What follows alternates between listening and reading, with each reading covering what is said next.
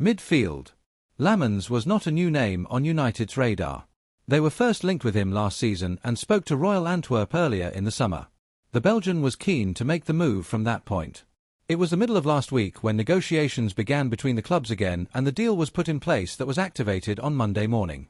United know there is a risk attached. While United could still offload either Onana or Bayindir, clubs in the Netherlands, Belgium, Switzerland, Greece, Turkey and Saudi Arabia among others can still sign players until their respective deadlines close. The specifics remain unknown around who will be Amrim's first-choice goalkeeper.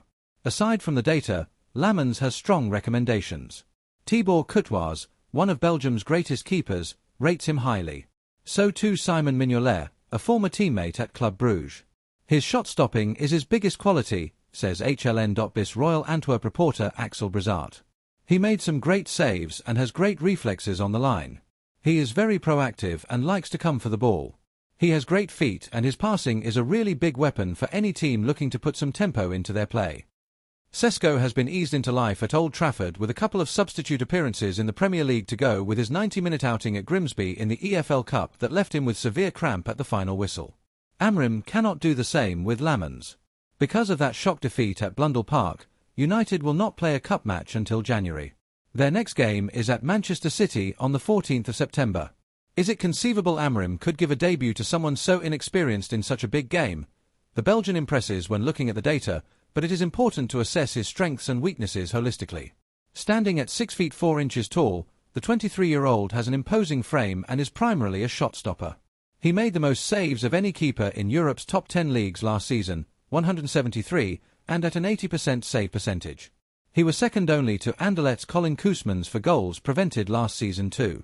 He often uses good footwork to predict the direction of shots, enabling him to position himself behind the flight of the ball to catch it. In one-on-one situations, he pushes forward before holding his position, reducing the angle for opponents in dangerous shooting positions.